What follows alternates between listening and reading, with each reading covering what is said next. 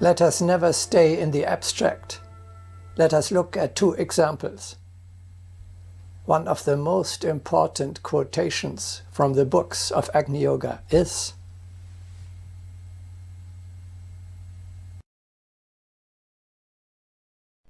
"A wise philosopher, having been sold into slavery, exclaimed, 'Thanks, evidently I can pay back some old debts.'"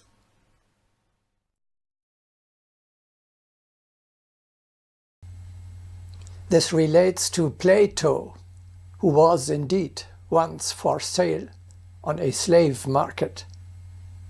You cannot imagine vividly enough the humiliating position of one of the greatest thinkers in world history. There, he was touched by unclean hands, his body examined for fitness, perhaps by checking his teeth. There was bargaining for his price. There he was threatened with the lowest work, with the worst possible living conditions, perhaps as an oarsman on a galley. Who among you would not despair in such a situation? Many would complain to God and lament, "Why me?" Plato, however, even thanked the higher powers. Why? Because he knew the law of karma, of which we shall speak in one of the upcoming broadcastings. Because he knew it had a deep meaning, that precisely he was put into this situation. Maybe he was offered an opportunity to settle some old debts. This is an ascent and a relief, and thus indeed a reason for gratitude and joy. Plato proved to be a dignified, spiritually powerful and joyful man, even as a slave.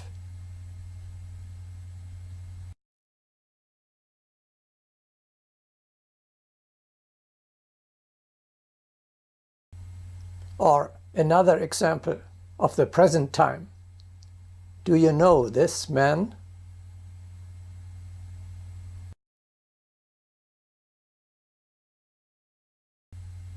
How would you assess him? Apparently a fairly coarse fellow. Someone whom you would not want to meet in the moonlight. Perhaps a gangster boss from Chicago? Here you see the same man and recognize him immediately.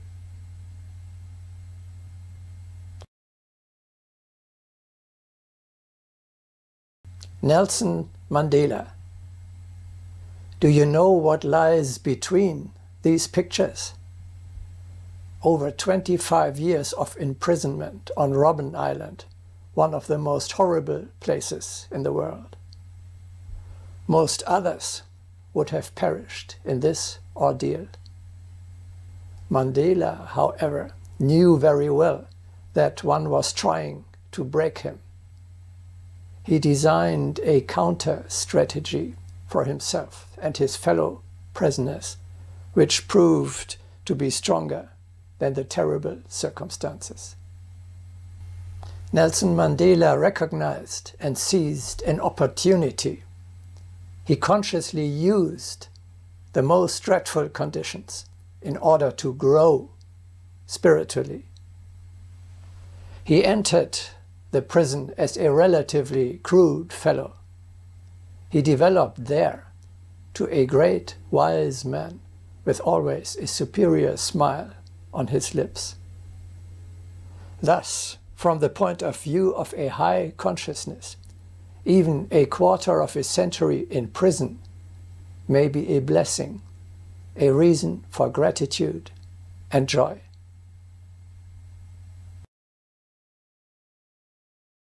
To rejoice is good, but in this let us not be like the animals. In what lies the difference? Only in consciousness.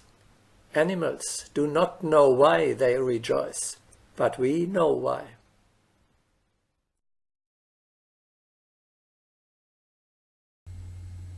We find confirmed our thinking creates the world in which we live.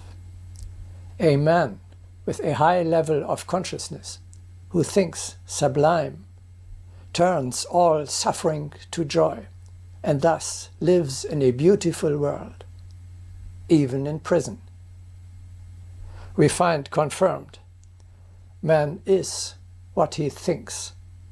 A man with a high level of consciousness, who thinks sublime, transforms into a great soul, a Mahatma. If Nelson Mandela thinks like a king and manifests a corresponding attitude, he is a king, even in prison. If, on the other hand, he thinks, feels, speaks, and acts in an unkinglike manner, he is, according to his true inner nature, not a king, even if he should happen to sit on a throne.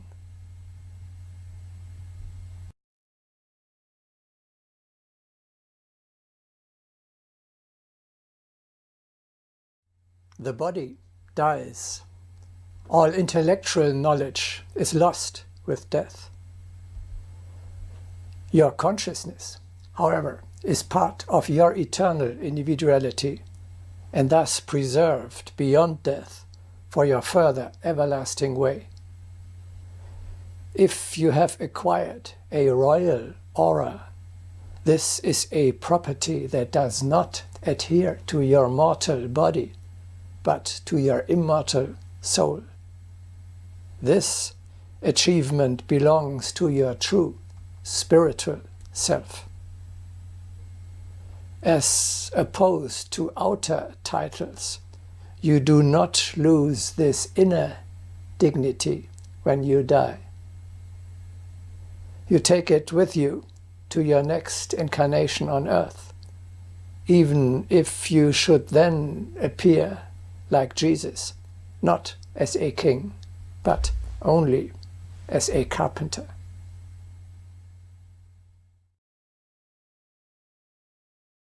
What treasures a pure, free, and dauntless consciousness can give to humanity.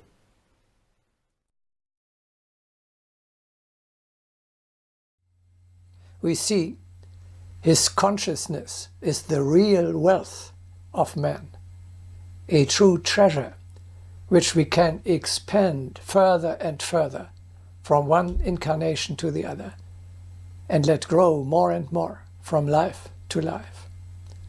Unlimited growth is possible on the spiritual level only. This is what Jesus was talking about when he said,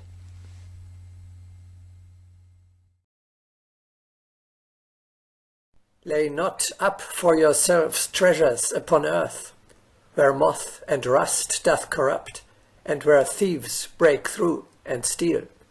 But lay up for yourselves treasures in heaven, where neither moth nor rust doth corrupt, and where thieves do not break through nor steal. For where your treasure is, there will your heart be also."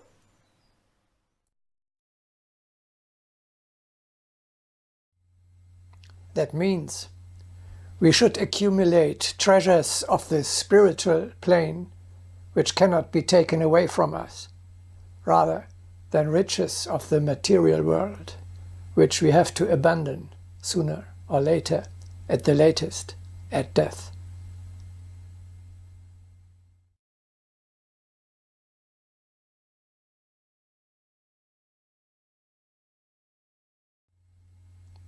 Today, when people want to improve the world, they have almost exclusively money in mind. Schools, healthcare, the various conditions of life. We tend to believe that we only have to pump more and more money into the system, and then everything will be better soon. This is a grave error. Agni Yoga teaches, first comes the expansion of consciousness. Only a new way of thinking will renew the world.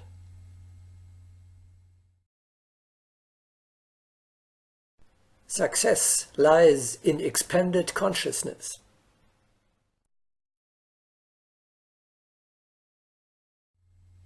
An example, a really good teacher requires hardly any material means.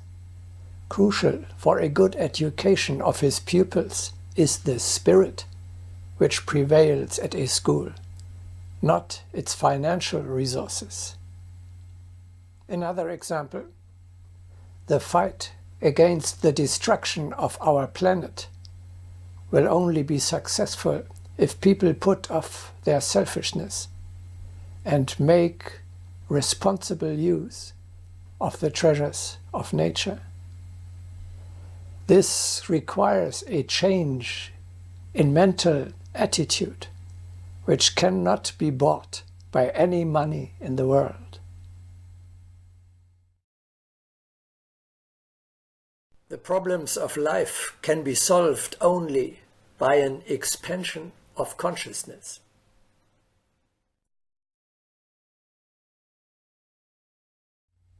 Finally, we shall see in the broadcasting on the new world, poverty and unemployment can only be overcome if people change their thinking, their consciousness, discard their egotism, and develop a new attitude that reads, I am anxious to put more into the pot of the community than to take out of it for myself. I am prepared to share with my fellow men the necessary work as well as the income arising from it.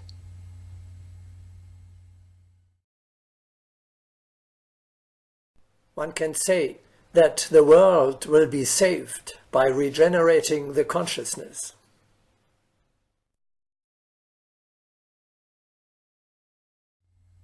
We are living in exactly that world which corresponds to our relatively low, above all selfish, consciousness.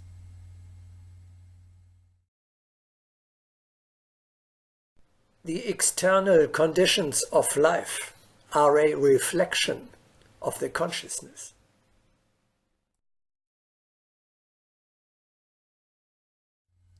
If our thinking does not change, nothing will change on the material level either.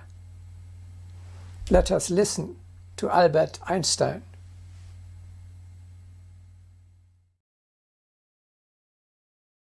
If you think the way you always thought, you will act the way you always acted. If you act the way you always acted, you will produce what you always produced.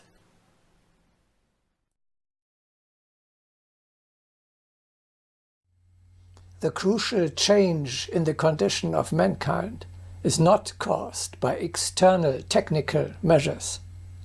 The true progress consists in the expansion of consciousness, which leads to a new way of thinking, which in turn brings about better deeds, and thus a better world.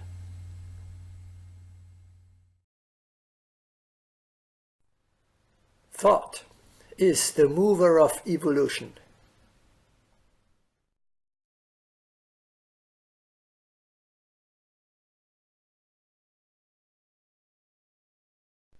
Every condition is created by the consciousness. Therefore, the growth of consciousness is the essential foundation for progress.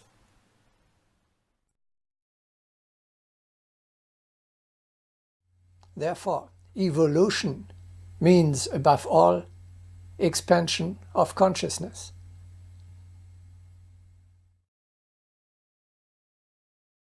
The shifting of consciousness carries one onto the path of evolution. The improvement of life upon the planet depends so greatly upon the shifting of consciousness that progress will be expressed chiefly in the way of thinking. Hence, humanity's greatest care lies in the progress of thought.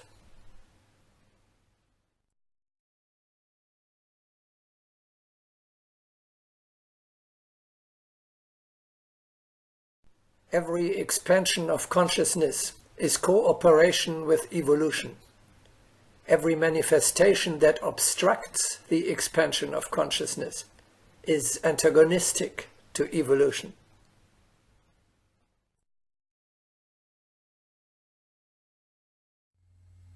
Regrettably, the consciousness of humanity leaves much to be desired. Its present state remains far behind of what would be necessary to meet the requirements of the time.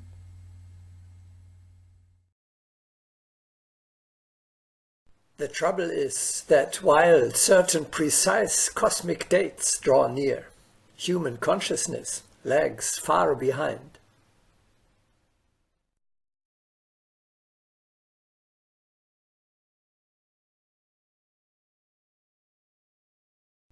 Measurement of the degrees of consciousness over the extent of the last centuries places man now near the 0 point.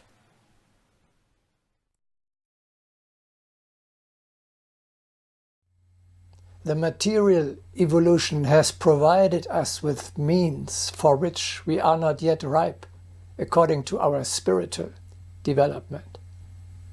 Only think of atomic energy, which is being used for atomic bombs.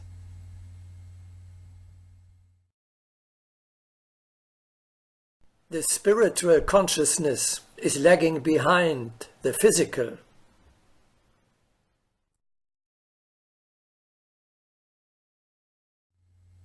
Therefore, the most important service you can render humanity is elevate, expand your own consciousness and that of your fellow human beings. Awaken the sense that a better world is the one in which truth, justice, beauty, and love reign. Only in this way can you really improve the life on earth.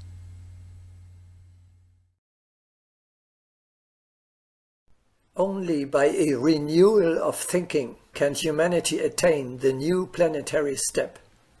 He who does not help the regeneration of thought is no friend of the new world.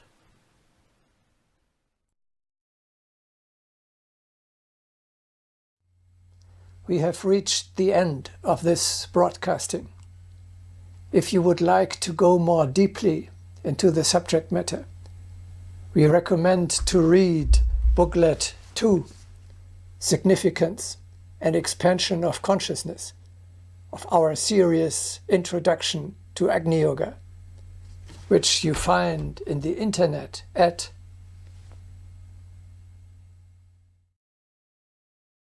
lebendige-ethik-schule.de/hefte.htm.